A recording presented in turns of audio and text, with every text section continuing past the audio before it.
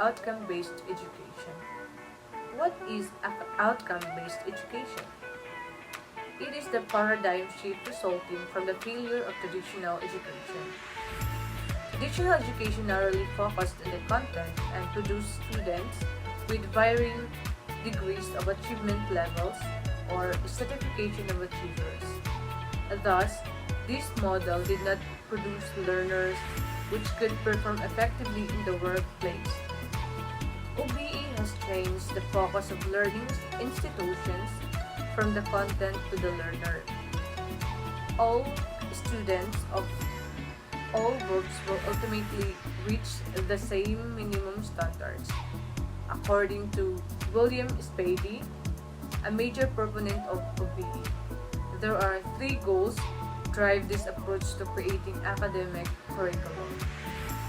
First, all students can learn and succeed, but maybe not on the same day or at the same time.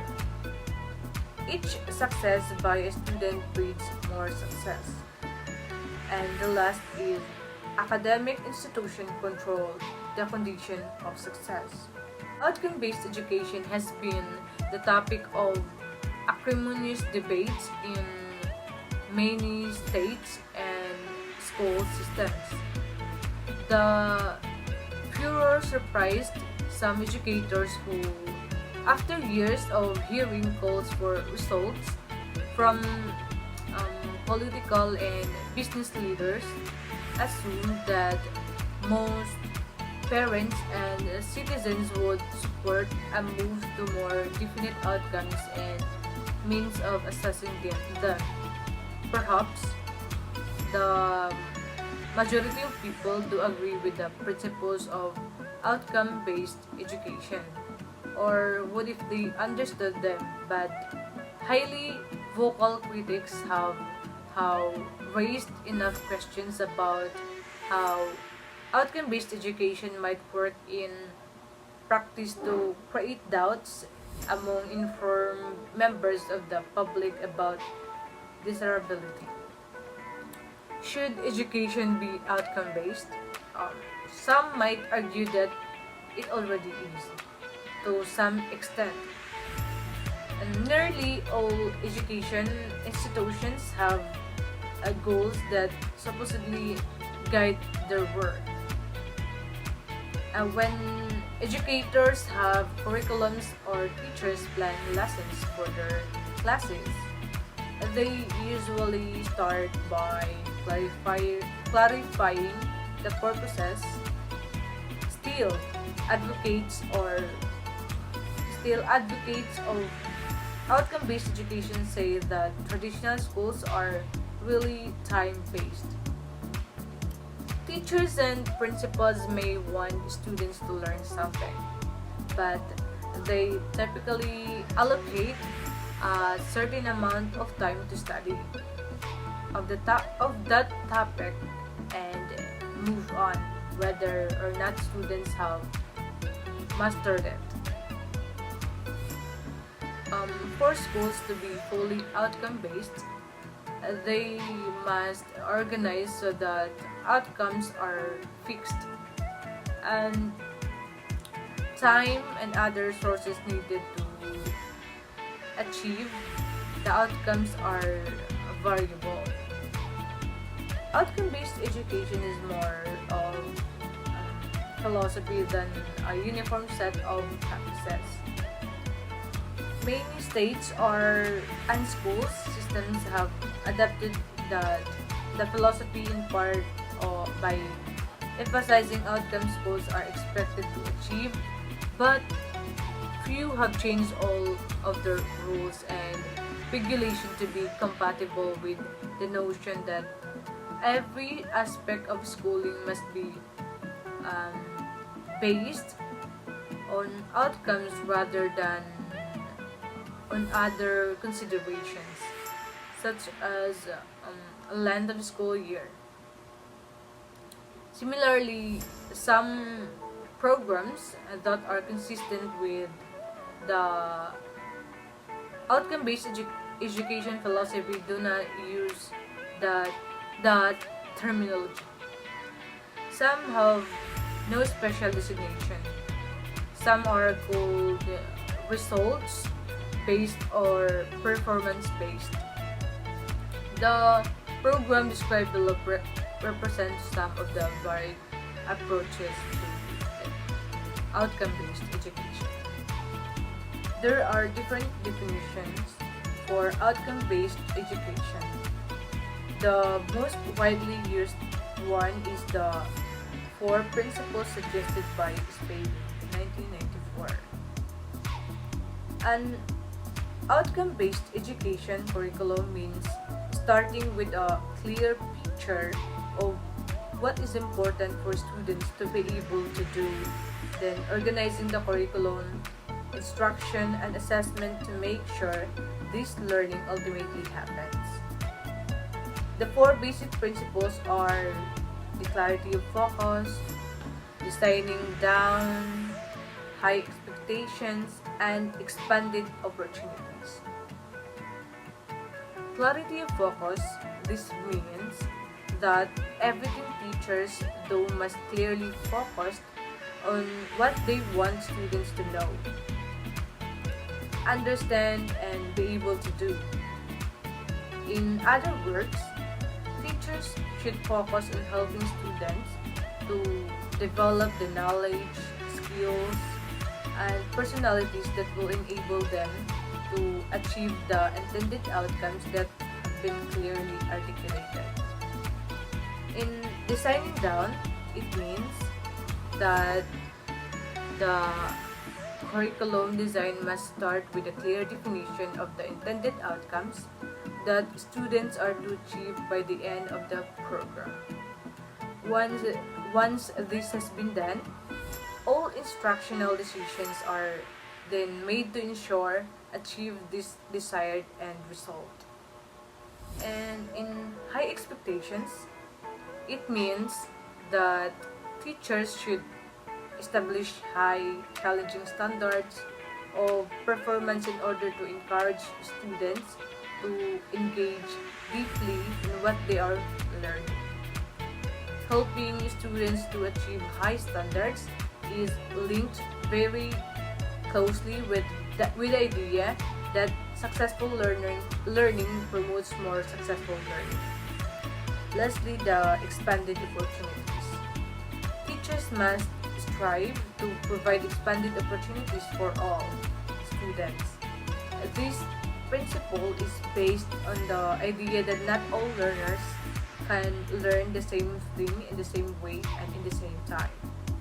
However, most students can achieve high standards if they are given appropriate opportunity. OBE or outcome-based education.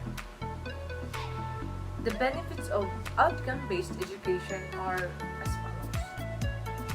Outcome-based education is able to measure what the students are capable to perform.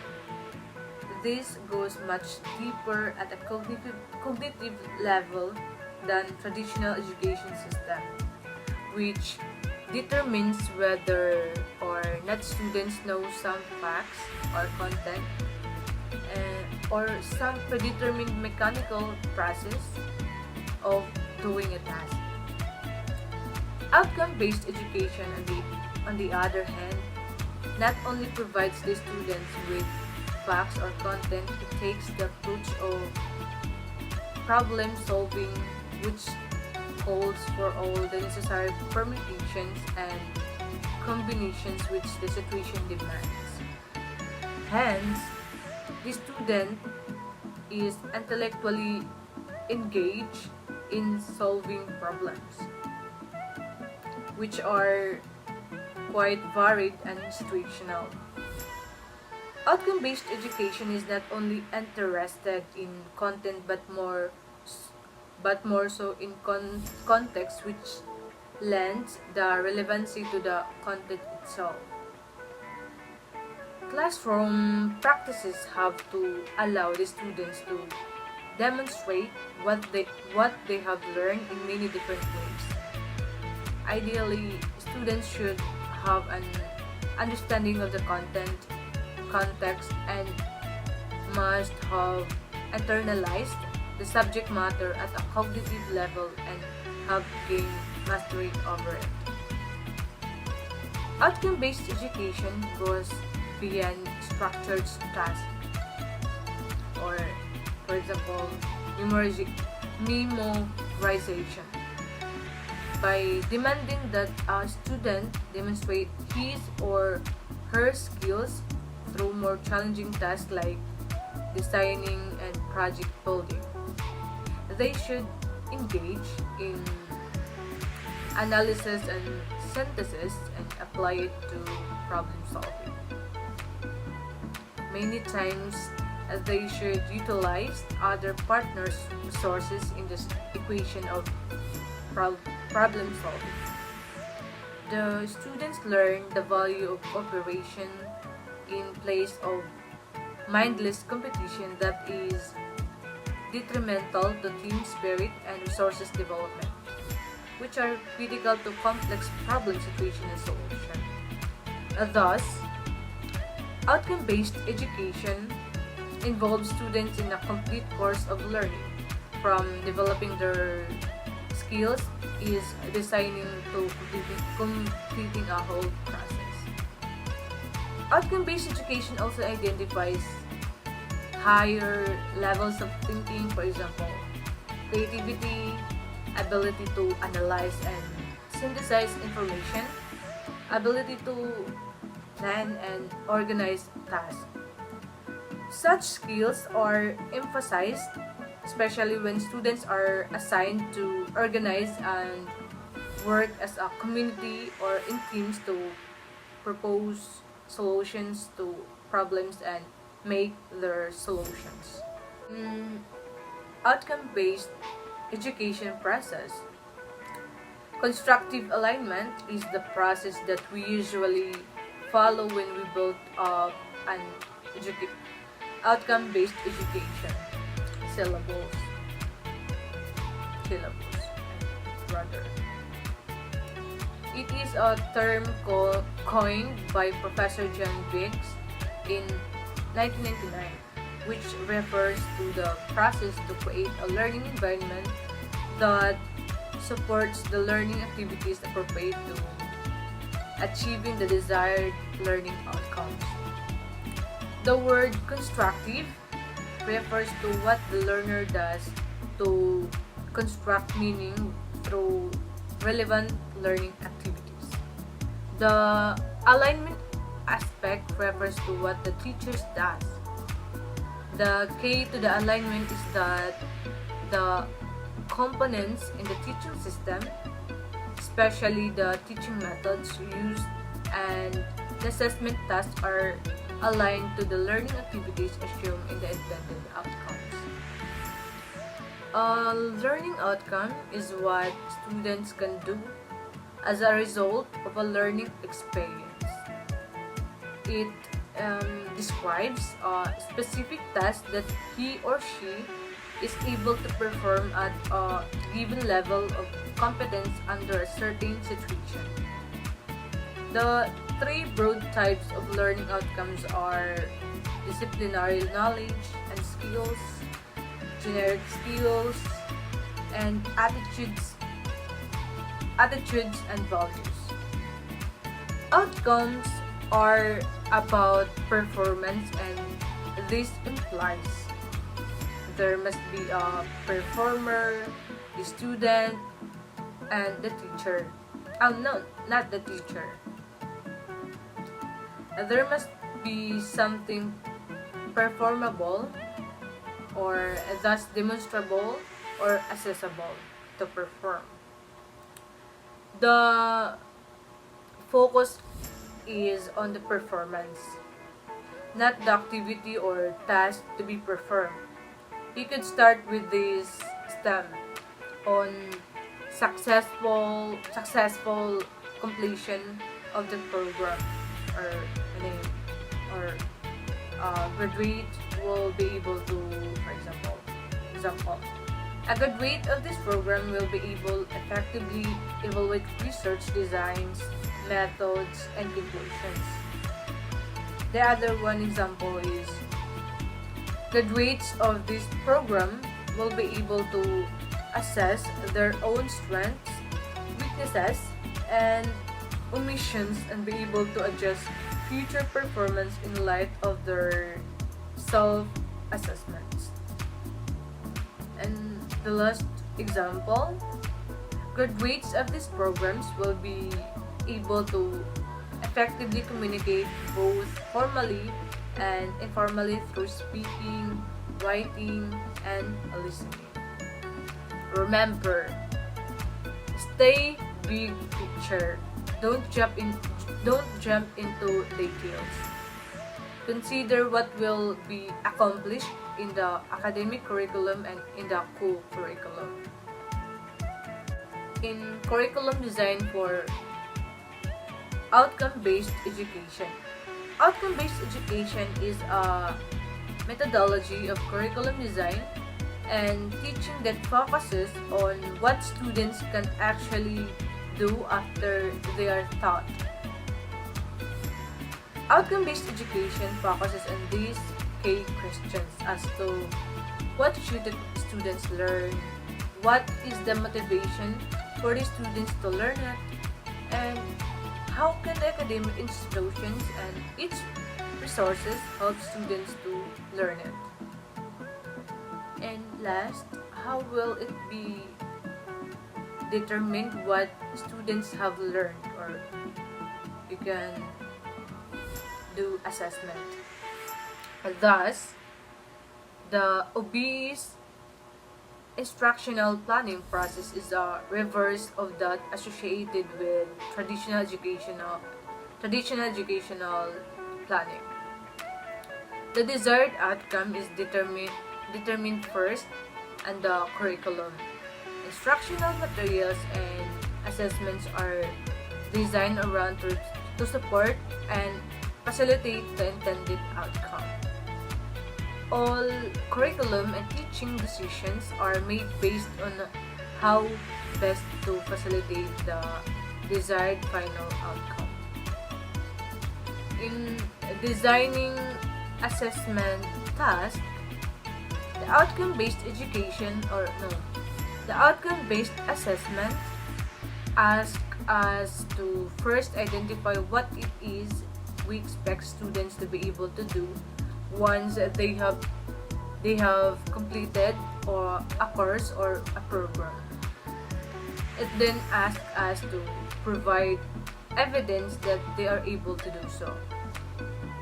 In other words, how will each learning outcome be assessed? What evidence of student learning is most relevant for each learning outcome, and what standard or criteria will be used to evaluate that evidence. Assessment is therefore a key part of outcome-based education and used to determine whether or not a qualification has been achieved. There are types of assessments, tools, and methods, which are formative assessment, summative assessment, criterion reference assessment, alternative assessments, authentic assessments, and performance assessments. In formative assessment, the collection of information about student learning during the progression of a course or program in order to improve student learning. For example, reading the first love reports of a class to assess whether some or all students in the group need a lesson on how to make them succinct or succinct and informative. In summative assessment, the gathering information at the conclusion of a course program or undergraduate career to improve learning or to meet accountability demands, which used for improvement impacts the next cohort or students taking the course or program. For example, examining student final exams in a course to see if certain specific areas of the curriculum were understood less well than others. And analyzing senior project for the ability to integrate across disciplines. In criterion reference assessment, a score that compares students' performance to specific standards. The student is assessed in reference to some student outcome that can be expected as a result of an education experience. For example, a degree of mastery of identified criteria. Criteria are qualities that can provide evidence of achievement of goals or outcomes, such as comprehension of concepts introduced or reinforced. A kind of inquiry, behavior encouraged, or a technique practiced for its potential contribution to the skill of the artist or student, or the meaning or communications of the artwork.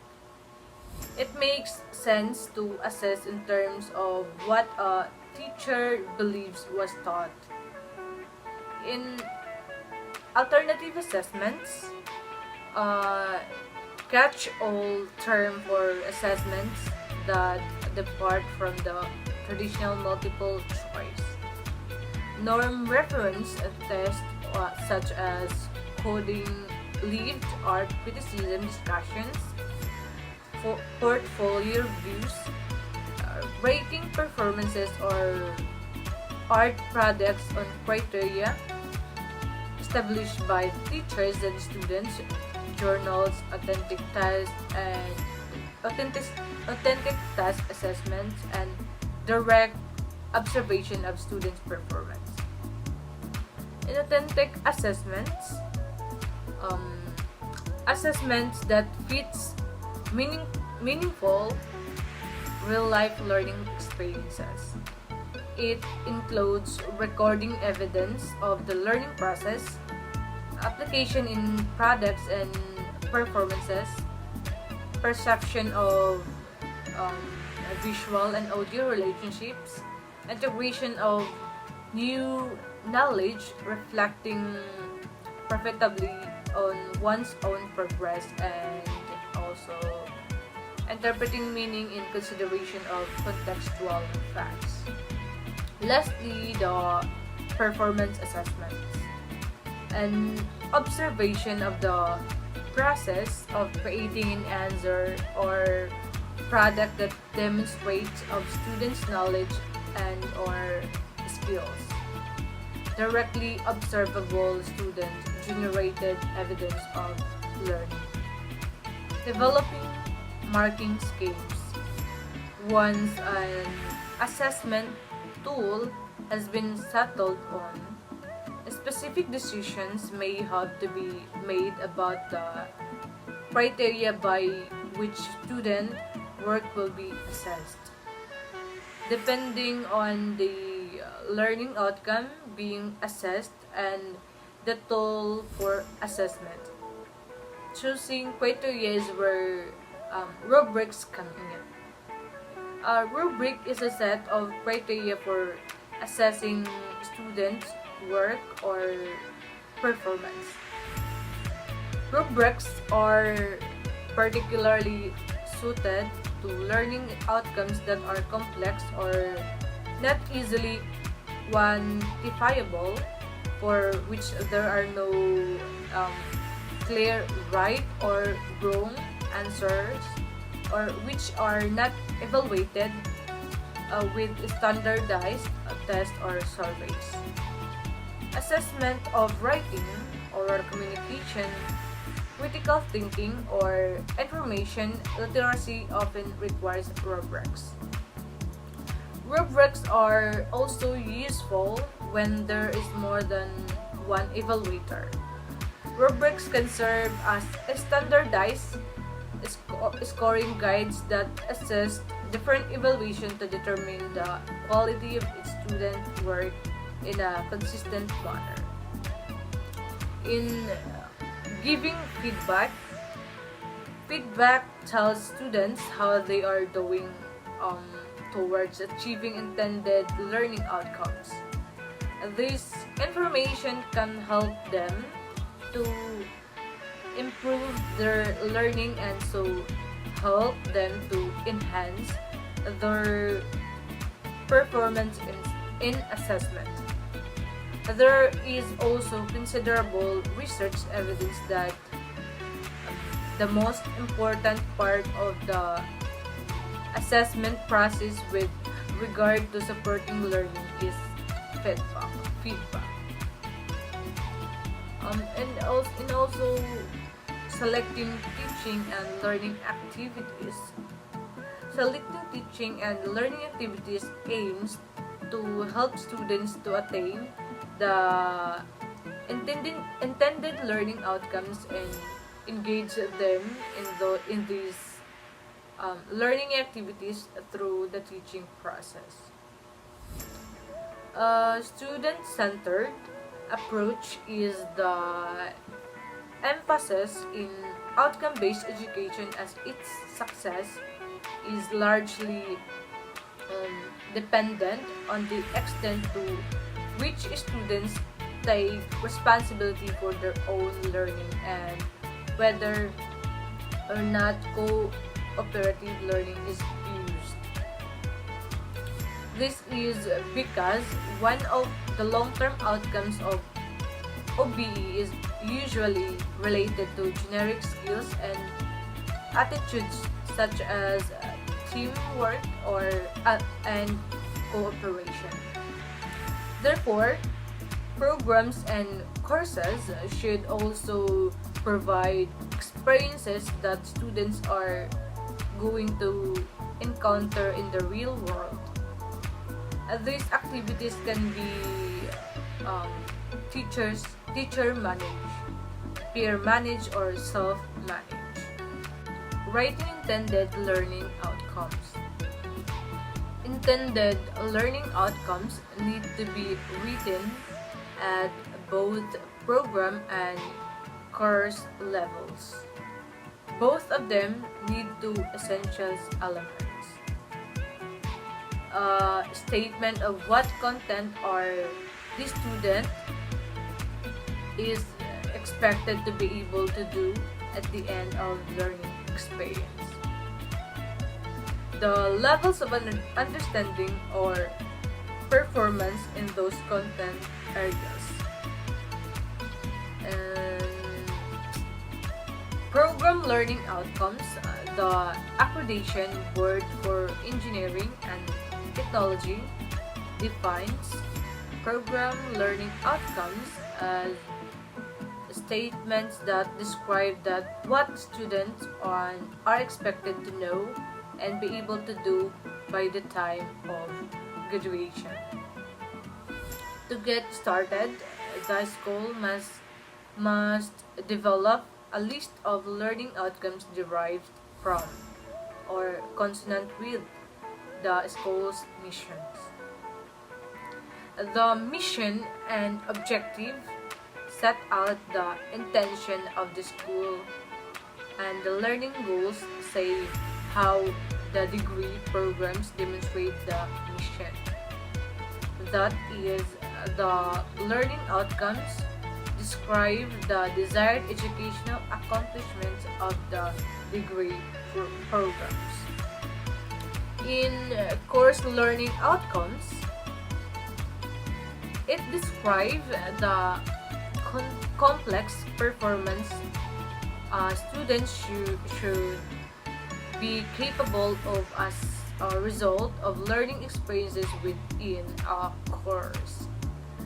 These are determined by the course instructor, or in the case of course with several sections, by a team of instructors who teach the same course.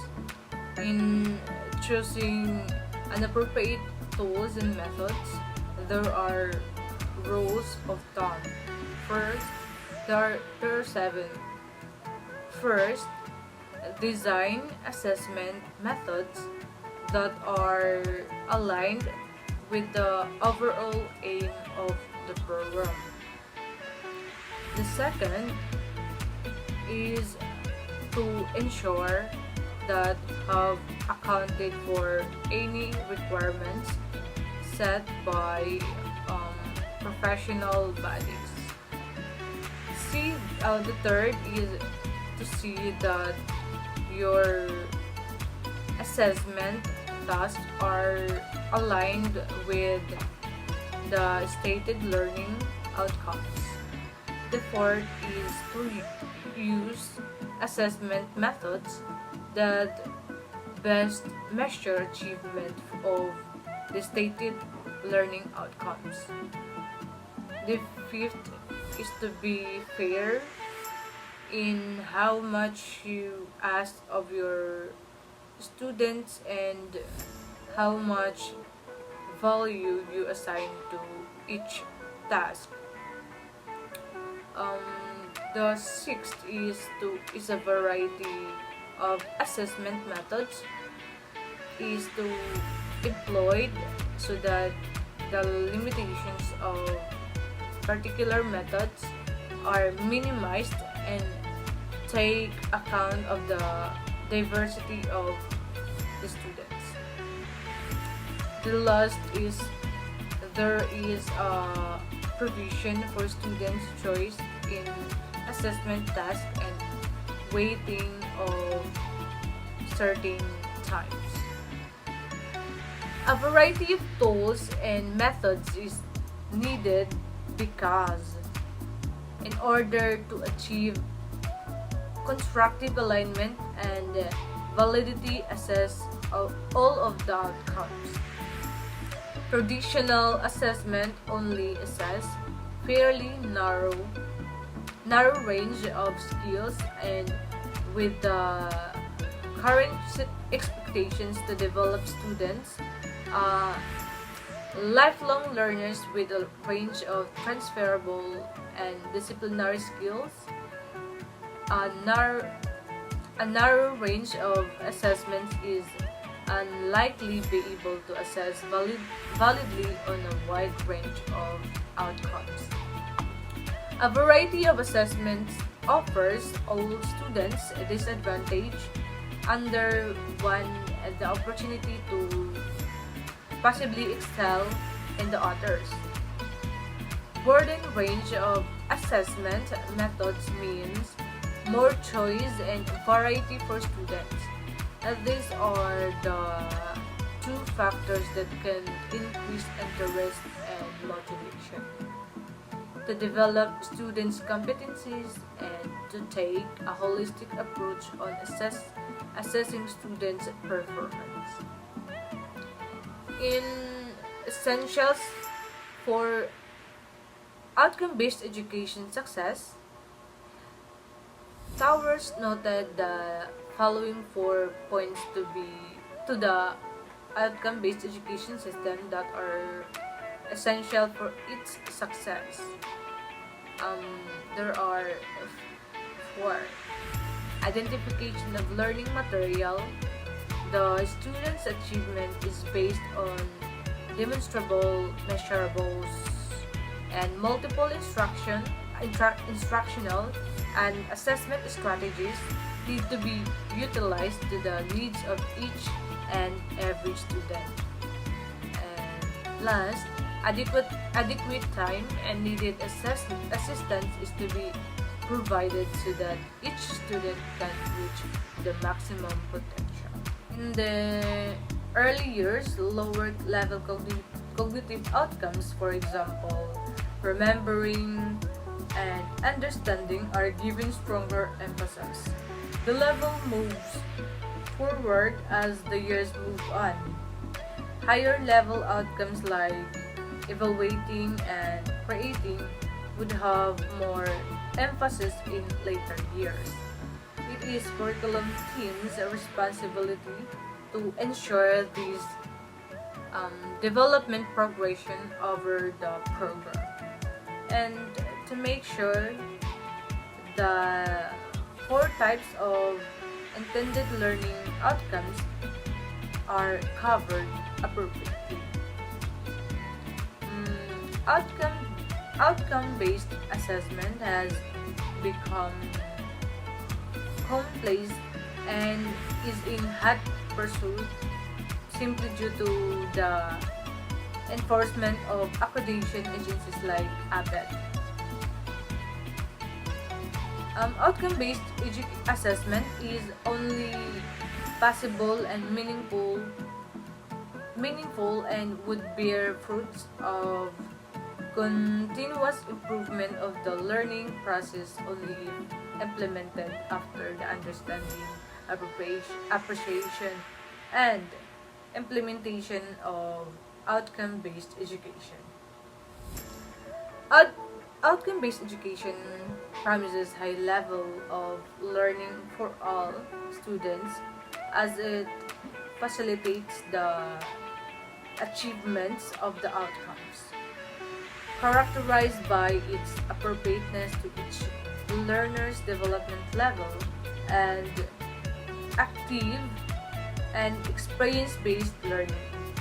Moreover, knowing that this system is going to be used would also give students the freedom to study the content of the course in a way that helps them learn it.